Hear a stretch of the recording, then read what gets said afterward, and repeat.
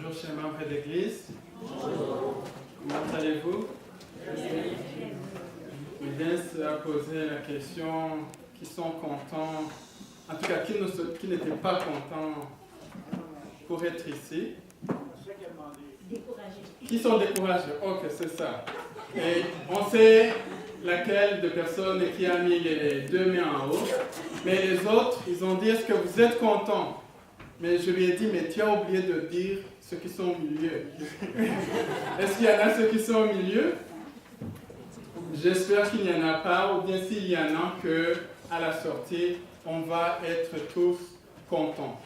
Ça fait vraiment de la joie d'être dans la maison de l'Éternel. Et doublement aussi, ça fait de la joie aussi de nous réunir. Je ne sais pas si vous avez eu des moments d'isolement.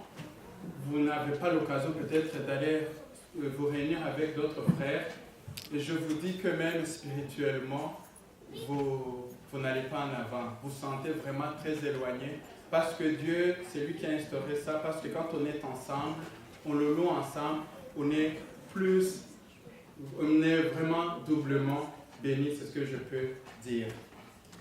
Avant de commencer le sermon d'aujourd'hui, vraiment, je trouve qu'il y a plusieurs occasions, plusieurs sujets de remerciement qu'on doit adresser à Dieu. Je faisais partie du comité de nomination. Je sais que même certains membres du comité, on se disait, mais qu'est-ce qui va se passer pour cette année qui va commencer? Parce qu'on a vu certains membres qui sont partis et on disait, qu'est-ce qui va se passer? Mais cher peuple de Dieu, il ne faut jamais avoir peur pour l'œuvre de Dieu. Parce que c'est lui qui l'a instauré et c'est lui qui va pourvoir. On peut parler de plusieurs départements, mais ce département de prière, on disait, où est-ce qu'on va trouver quelqu'un qui va diriger le département de la prière? Et surtout que l'année passée, on a eu du mal même à combler ce poste. Mais l'Esprit de Dieu a suscité quelqu'un parmi nous. C'était qui? C'est Jimmy. Il a ce département à cœur et on est sûr que c'est vraiment Dieu qui l'a envoyé. Si je ne me trompe pas, c'est Midès qui a prêché ça ou bien c'est quelqu'un d'autre, mais c'est quelqu'un qui disait que parfois tu vois Daniel avant son livre, il n'est jamais cité nulle part. Mais arrivé, tu vois Daniel qui fait quoi? Qui interprète des rêves, qui fait des miracles comme ça. Mais à un moment donné, Daniel n'est plus. Il y a quelqu'un d'autre. C'est-à-dire que même parmi nous, il y a de futures personnes qui vont être des anciens. Il y a des gens qui vont diriger le département de la prière. Si on ne fait pas l'œuvre de Dieu, qu'est-ce que Jésus a dit? Il peut même utiliser les pierres. Donc, n'ayons pas peur pour l'œuvre de Dieu. Car c'est lui qui est devant nous, on ne doit pas avoir peur. Une autre chose, c'est que vers la fin de l'année, on avait dit que l'église est à vendre. On s'est réunis et on n'arrivait pas vraiment, on n'a pas pu acheter l'église. Et puis ils nous ont dit qu'il faut vraiment hausser le loyer très haut. Et on a commencé à chercher un peu partout pour trouver l'église. Et vraiment, certaines personnes commençaient à s'inquiéter. Qu'est-ce qu'on va faire si on n'arrive pas, si on nous chasse d'ici? Mais juste, je me souviens, le pasteur nous a envoyé un courriel juste au début de l'année. Il nous disait qu'on vient de lui écrire qu'on va rester ici et ils ne vont pas rehausser le loyer comme ça. Personnellement, j'ai dit, gloire à Dieu. Parce que quand l'Éternel est devant nous, c'est lui qui pourvoit. On ne doit pas avoir peur parce que c'est lui qui est devant nous. J'aimerais qu'on puisse commencer notre sujet d'aujourd'hui par une prière. Merci Seigneur pour ta bonté, merci pour ton amour. Seigneur, on sait que c'est toi qui pourvois. Et Seigneur, tu as instauré la prière pour qu'on puisse communiquer avec toi. Seigneur, dans cet instant, nous t'invoquons parce qu'on est faible. Moi qui parle devant ton peuple, j'ai les lèvres sales. et le cœur sale, mais j'ai besoin de toi. Et ton peuple aussi a besoin de toi pour écouter ta parole. Au nom de Jésus, nous t'en prions. Amen. Je ne sais pas si vous avez trouvé les feuilles dans vos feuillets d'église. Juste ceux qui ont pu voir, c'est le titre, c'est le même que le sujet d'aujourd'hui. En fait, le plan, c'était qu'on puisse vous donner le sermon vers la fin, mais on vous a donné le sermon dès le début. Donc, j'espère que vous n'allez pas rentrer, parce que vous avez tout le sermon, et c'est vous, on va faire le sermon ensemble, parce que j'ai donné les versets bibliques à plusieurs personnes parmi nous, et chaque fois que... Excusez. Oh, vous avez vu mes secrets? Oui. Juste, chaque fois qu'on va arriver au verset, je vais vous demander de vous lever là où vous êtes et vous allez lire. Le sujet d'aujourd'hui va parler de l'exaucement ou bien comment la prière est exaucée. On a beaucoup écrit sur le sujet de la prière. Pourtant, nous savons encore bien peu. Bien mal prier, encore moins avec la certitude d'être exaucé. Il nous semble donc utile de revenir une fois de plus sur ce thème. J'aimerais vous poser une question. Qui a déjà pris un certain temps de prière parmi nous? Je ne dis pas pour prier spontanément, tu as un sujet, tu dis, je prie pour ça. Est-ce qu'il y a des gens qui ont déjà fait ça? Oui, il y en a plusieurs. Si je me trompe même, si on voit, c'est presque tout le monde. Est-ce qu'il y a des gens qui ont des sujets en cours présentement, qui n'ont des sujets qui ne sont pas encore exaucés? Est-ce qu'il y en a? Oui. L'autre question peut-être, je ne vais pas vous demander de lever les mains, mais je suis sûr. Est-ce qu'il y a aussi des gens qui ont des sujets, ils ont prié, mais jusqu'à maintenant, il n'y a pas de réponse? Je ne vous demande pas de lever les mains, je suis sûr qu'il y en a. Aujourd'hui, on va voir les conditions, comment nos prières peuvent être exaucées. Mais juste, avant qu'on commence, j'aimerais vous faire une démonstration. J'ai plusieurs cercles ici, mais j'aimerais que vous puissiez vous concentrer sur le cercle au milieu, plutôt le cercle jaune. Pour certains, c'est orange, jaune. J'ai du mal avec les couleurs. Parmi les deux cercles, quel cercle qui est la plus grande? Parmi les deux. Ok, Jordi, c'est laquelle? À gauche ou à droite? À gauche? À droite, à droite. Qui sont d'accord avec Jordi? Hein?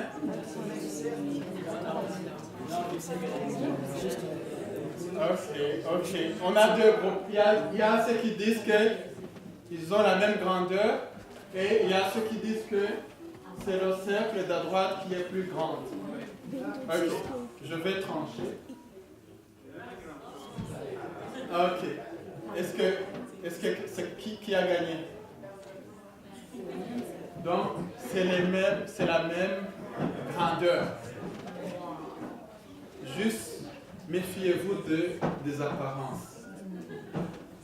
On va faire un autre exercice. J'espère que ça va marcher parce que tantôt... Oui. Je vais vous demander, vous voyez ça? Qu'est-ce que vous voyez? Jordi, qu'est-ce que tu vois? Tu vois la croix, une croix, qu'est-ce que vous voyez encore? Des cercles qui disparaissent. Des cercles de quelle couleur? Il y a un gros cercle et c'est fait avec des petits cercles mauves. Mauve, oui. Je vais vous demander de fixer vos yeux juste dans la croix. Vraiment fixer les yeux dans la croix. Et quelqu'un qui découvre quelque chose, C'est genre vert. Oh gosh. Non, c'est Ok, pas. quelqu'un, est-ce qu'il y a quelqu'un qui a trouvé quelque chose? Ben, c'est jaune, est-ce que c'est à cause du fait que ça joue des trucs avec l'œil, c'est juste une illusion, ça? Oui. À cause de, Oui, tu sais, comme ton mais mental. moi je te demande ce que tu as des vu. choses, des moyens, j'essaie juste de comprendre. Il y a un autre cercle, Ok, c'est les signes. vas-y, Il y a vas-y. un autre cercle, c'est les signes. Un autre cercle qui se dessine. De quelle couleur? Qui est vert. Vert, c'est vert. Qui est vert. Hein? Ok. Est-ce que c'est ce que vous voyez au début? Non.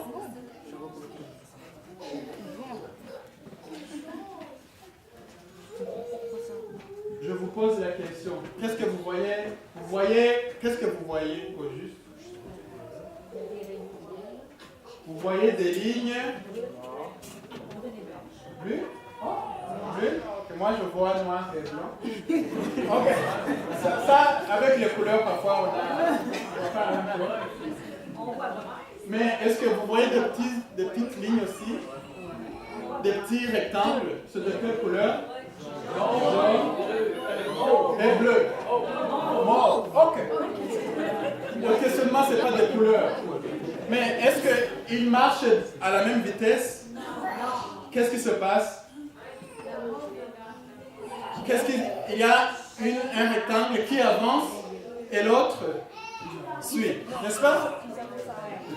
Ok, on va continuer à regarder. Oups. Excusez. Ok. Regardez bien, observez très bien. On dirait deux pattes. Je vous donne une autre occasion.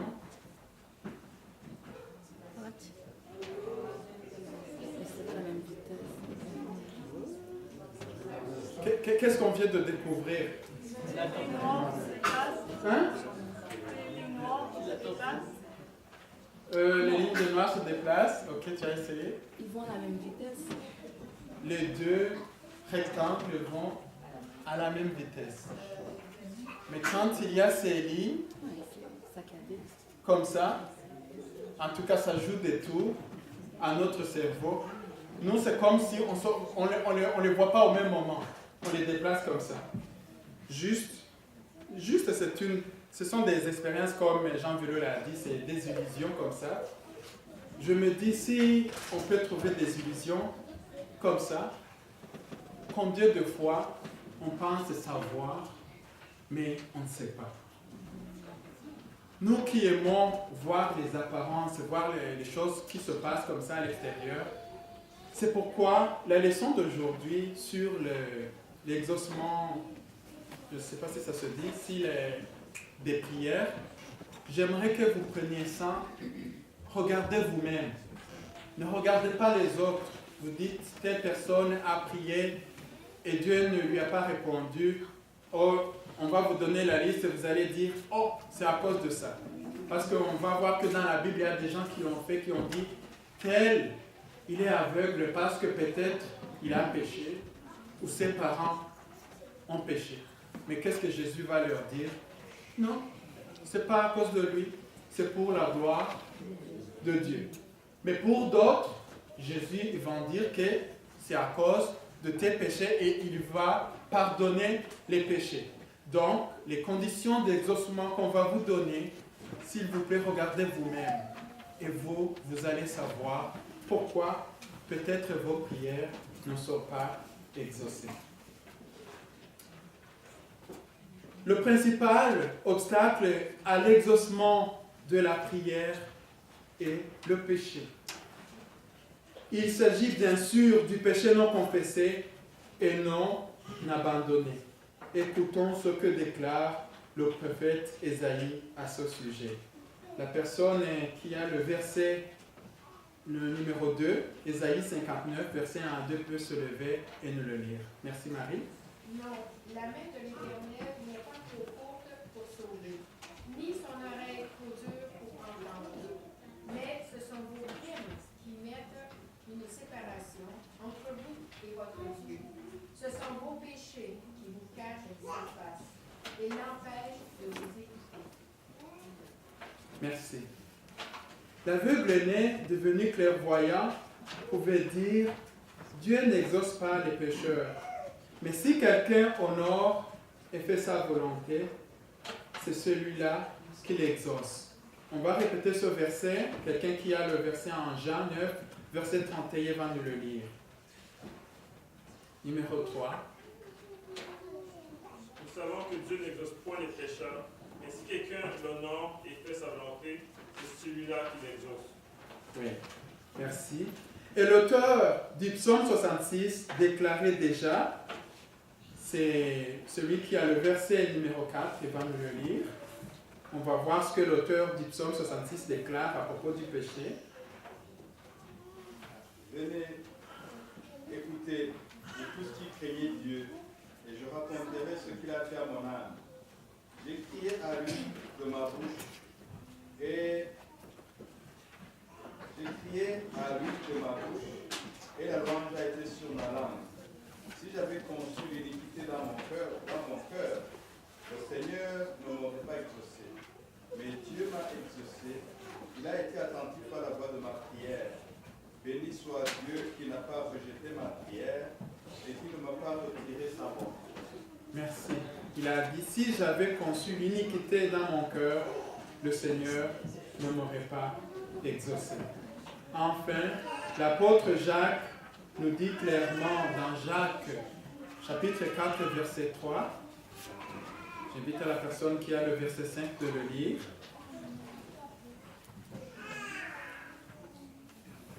Ok, je vais le lire. C'est le verset numéro 5, il est dit, vous demandez et vous ne recevez pas, parce que vous demandez mal dans le but de satisfaire vos passions. Essayez de voir, est-ce que ma prière n'a pas été exaucée? Est-ce que ce n'est pas par les péchés qui sont cachés dans mon cœur?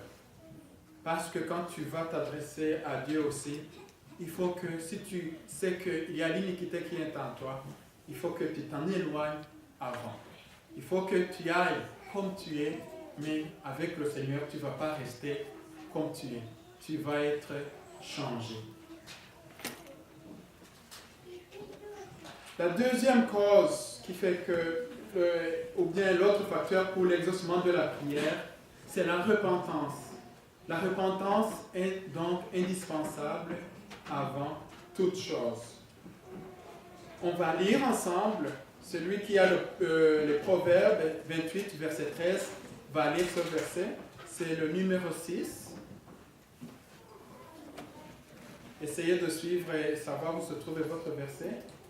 À qui j'ai donné le verset numéro 6? Ok. Je vais le lire. Il est dit, celui qui cache ses transgressions ne prospère point, mais celui qui les avoue et les délaisse obtient quoi? Obtient miséricorde. Lorsque l'homme ne cache plus son péché, mais l'avoue au Seigneur, Dieu attend sa prière et il répond. On va lire en psaume, verset 32, chapitre 32, verset 5. C'est le numéro 7. Merci. Je t'ai fait connaître mon péché, je n'ai pas couvert ma faute. J'ai dit, je confesserai mes transgressions à l'Éternel. Et toi, tu as enlevé la faute de mon péché. Merci beaucoup. Donc, il a dit qu'il n'a pas caché son iniquité. Donc, il a avoué ses transgressions. Et le Seigneur, qu'est-ce qu'il a fait après? Il a effacé la peine de son péché. Ce fut l'inoubliable expérience du jeune Ismaël. Il pouvait avoir environ 14 ans. Quand il est dit à son sujet, on va lire en Genèse, chapitre 21, verset 17. Dieu entendit la voix de l'enfant et l'ange de Dieu appela le ciel Agar et lui dit, qu'as-tu, Agar? Ne crains point, car Dieu a entendu la voix de l'enfant dans les lieux où il est. Oui, merci beaucoup. Ce fut aussi celle du fils prodigue revenant à la maison et disant, on va le lire en Luc 15, verset 21, Numéro Je me 9. suis dit, Père, j'ai péché contre le ciel et contre toi. Je ne suis plus digne d'être appelé ton fils. Oui, merci. Ou celle du publicain dans le temple qui n'osait pas même lever les yeux au ciel, mais se frappait la poitrine en disant, en Luc 18, verset 9 à 14, qu'est-ce qu'il a dit? Il dit encore cette parabole. Au vu de certaines personnes se persuadant qu'elles étaient justes et ne faisant aucun cas des autres, deux hommes montèrent au temple pour prier. L'un était pharisien et l'autre était publicain. Le pharisien debout priait ainsi en lui-même. Ô Dieu, je te rends grâce de ce que je ne suis pas comme le reste des hommes qui sont ravisseurs, injustes, adultères, ou même comme ce publicain. Ce jeûne de 2 fois la semaine, je donne la dîme de tous mes revenus. Le publicain se tenant à la distance n'osait même pas lever les yeux au ciel, mais il se frappait la poitrine en disant, ô Dieu, sois apaisé envers moi, qui suis un pécheur. Je vous le dis, celui-ci descendit dans sa maison justifié plutôt que l'autre, car quiconque s'élève sera abaissé, et celui qui s'abaisse sera élevé. Merci. Et on sait que aussi la prière d'Ismaël a été exaucée, car il est dit en Genèse 21, verset 20, c'est le numéro 11. Dieu fut avec l'enfant qui grandit, habita dans le désert et devint tireur d'arc. Oui, Dieu fut avec l'enfant. Le fils prodigue fut accueilli à bras ouverts et reçut un plein pardon. Le publicain descendit dans sa maison justifié. Donc, il faut vraiment avouer ses torts et il faut la repentance. Le troisième point, c'est que Jésus pouvait dire à son Père, tu m'exauces toujours. Portons donc maintenant les regards sur le parfait modèle qui est Jésus. Celui qui vivait chaque jour dans une communion intime et ininterrompue avec le Père. Voyez le Fils de Dieu devant le tombeau de Lazare. Écoutez sa prière, sa courte prière, dont la durée ne dépasse pas 15 secondes. Si nos prières en public étaient aussi brèves, n'y gagneraient-elles pas? En priant, ne multiplions pas de vaines paroles, comme les païens, qui s'imaginent qu'à force des paroles, ils seront exaucés. On va lire ça en Matthieu chapitre 6, verset 7. Matthieu 6, verset 7. En priant, ne multipliez pas de vains discours, pas de belles paroles comme les païens qui s'imaginent qu'à force de paroles, ils seront exaucés. Merci beaucoup. Ça, quand j'ai lu ça, ça me rappelle quand j'étais à l'école secondaire. Peut-être je vous ai déjà raconté ça. On avait un prédicateur, il prêchait vraiment très bien.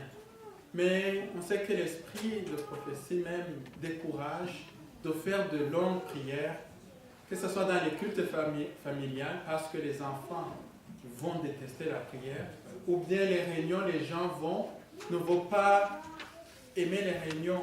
Il faut de courtes prières, mais si tu es avec Dieu, toi, tu peux même prendre toute la journée, comme tu veux. Et il y a un conte qui disait qu'un jour, il avait tellement prié, c'était long, et puis quelqu'un s'est mis debout, il a dit, pendant que le frère est pris, on va commencer à sortir en chantant tel chant. Vous voyez, il ne faut pas qu'on arrive à ce point. Ce n'est pas ces paroles qui vont faire à ce que Dieu nous réponde.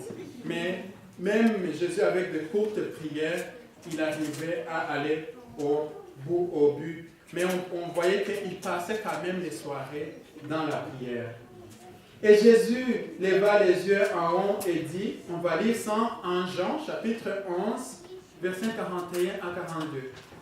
Il offrait donc la terre, et Jésus leva les yeux en haut et dit, Père, je te rends grâce de ce que tu m'as exaucé.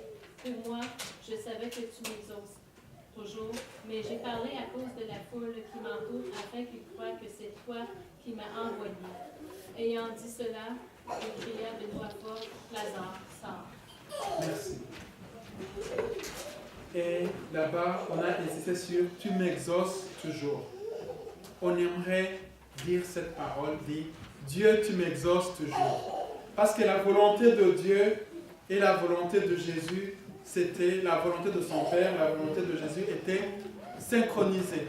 Toute chose qu'il demandait à son Père il lui donnait. En Jacques, on a vu qu'on prie mal parce qu'on prie pour satisfaire nos désirs. Donc, parfois, nos volontés et la volonté du Père ne sont pas synchronisées. Ensuite, le Seigneur fit sortir Lazare de son tombeau, dans lequel il se trouvait depuis 4 jours. Pour le Fils de Dieu Tout-Puissant, cela ne fera aucune différence, comme on le lit en Jean chapitre 5, verset 28. Ne vous étonnez pas de cela, car l'heure vient où tous ceux qui sont dans les sépulcres entendront sa voix et en sortiront. Merci. Qu'ils soient ensevelis depuis 4 jours ou depuis 4000 ans, un jour, ils vont entendre la voix et ils vont sortir. Le 4e point, voici maintenant 3 réunions de prière mentionnées dans la Bible. Ça, c'est mentionné pour montrer l'importance des réunions de prière. Parce que si on est isolé, c'est sûr qu'on travaille beaucoup pour subvenir à nos besoins, mais si on reste tout le temps dans le travail et on oublie de nous rassembler, spirituellement, on ne va pas avancer. Ça, je n'ai pas besoin de vous le dire parce que vous-même, vous l'avez déjà expérimenté. Il faut souligner que ces 3 réunions eurent lieu dans des maisons privées et que leurs participants ont reçu un plein exaucement à leur requête. On va voir la première réunion à Babylone. Daniel et ses 3 compagnons étaient en danger de mort. Ils implorèrent ensemble la miséricorde de Dieu. Et le secret du roi fut révélé à Daniel dans une vision de nuit. Alors Daniel prononça une belle prière de louange et d'action de grâce qu'on trouve en Daniel chapitre 2 versets 17 à 23. Ensuite Daniel alla dans sa maison et il instruisit de cette affaire Anania, Misaël et Azaria, ses compagnons, les engageant à implorer la miséricorde du Dieu des cieux, afin qu'on ne fît pas périr Daniel et ses compagnons avec le reste des sages de Babylone. Alors le secret fut révélé à Daniel dans une vision pendant la nuit. Et Daniel bénit le Dieu des cieux. Daniel prit la parole et dit, « Béni soit le nom de Dieu d'éternité en éternité. À lui appartiennent la sagesse et la force. C'est lui qui change les temps et les circonstances, qui renverse et qui établit les rois, qui donne la sagesse aux sages et la science à ceux qui ont de l'intelligence. Il révèle ce qui est profond et caché, il connaît ce qui est dans les ténèbres, et la lumière demeure avec lui.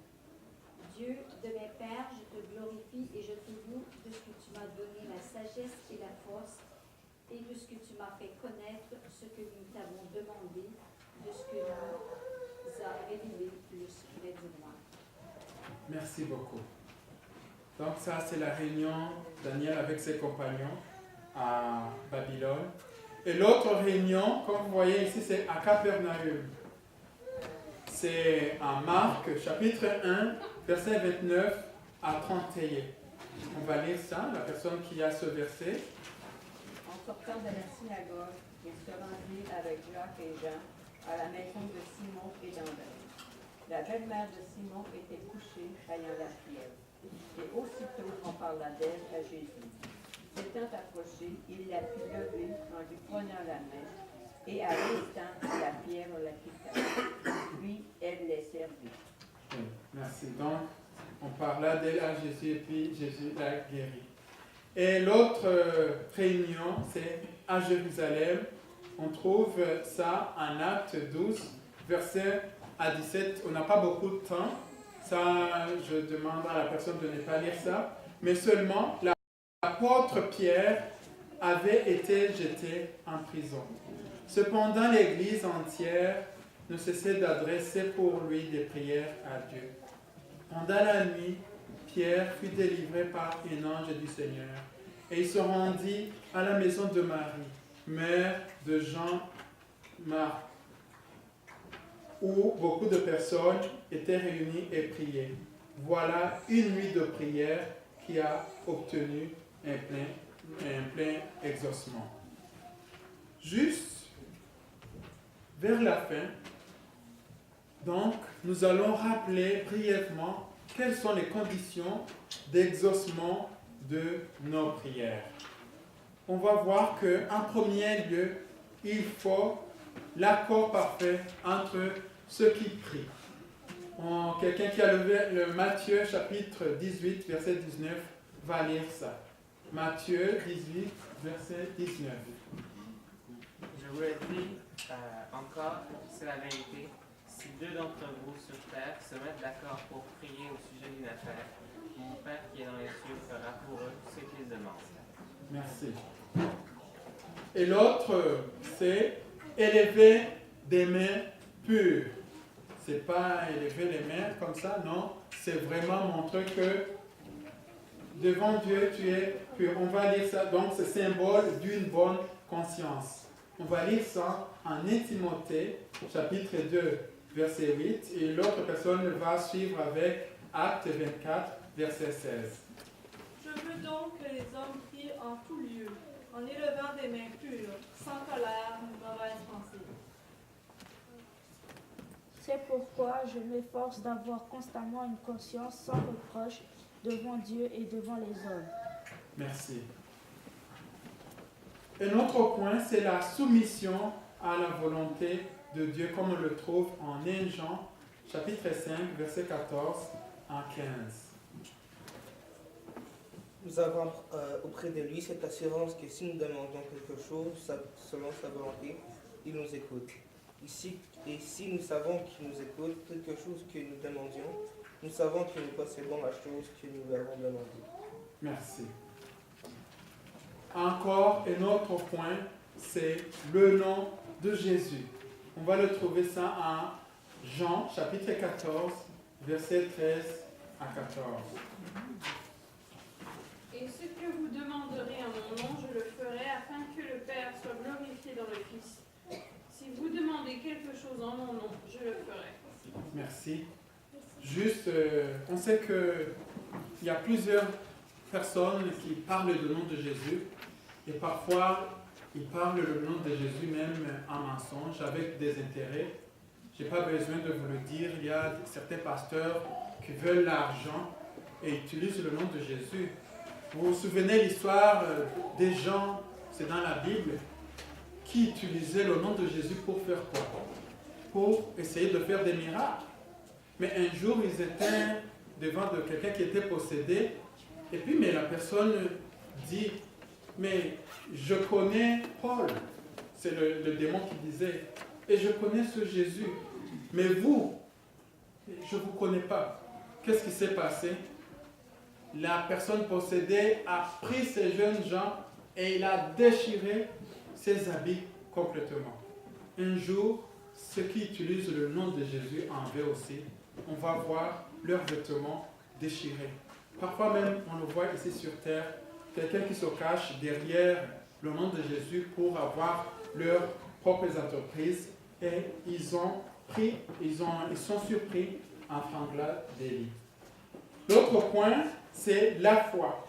On va le trouver en Marc 11, versets 22 à 24.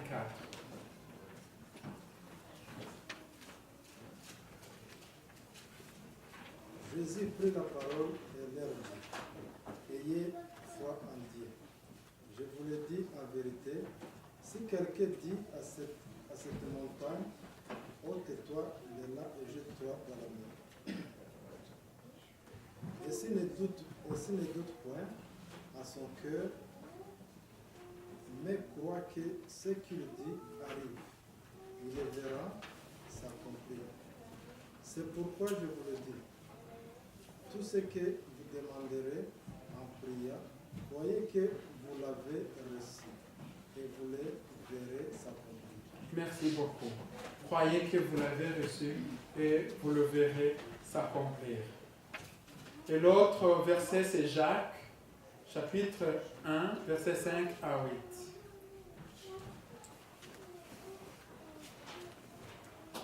Si l'un de vous manque de sagesse, qu'il la demande à Dieu,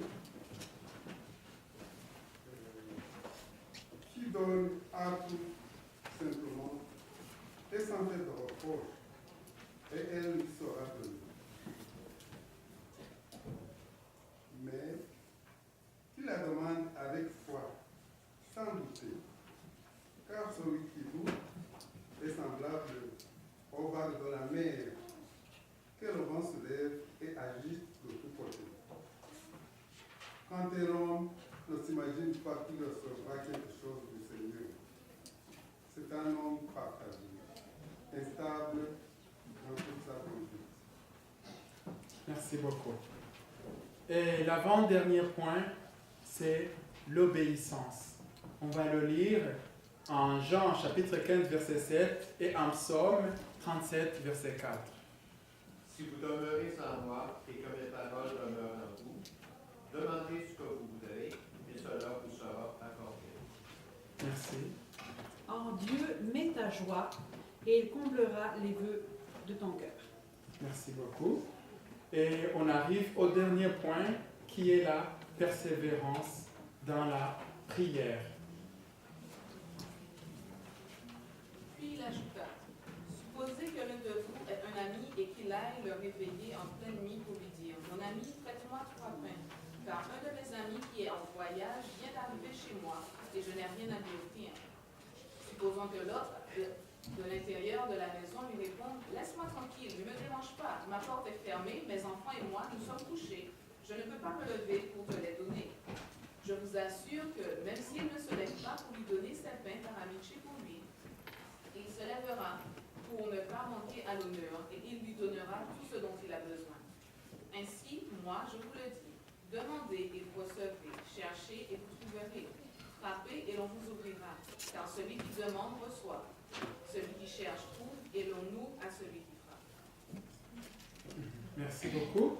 Et en terminant, on va lire en Luc, chapitre 18, versets 1 à 7.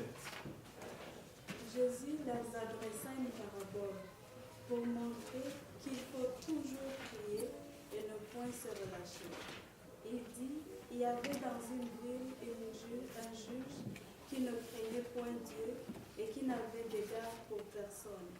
Il y avait aussi dans cette ville une veuve qui venait de lui dire, fais-moi justice de ma partie adverse.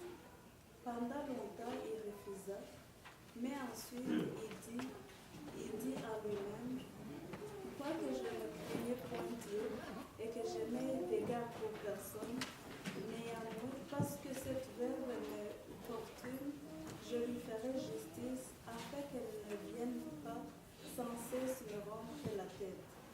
Le Seigneur ajouta, attendez ce que dit le juge inique.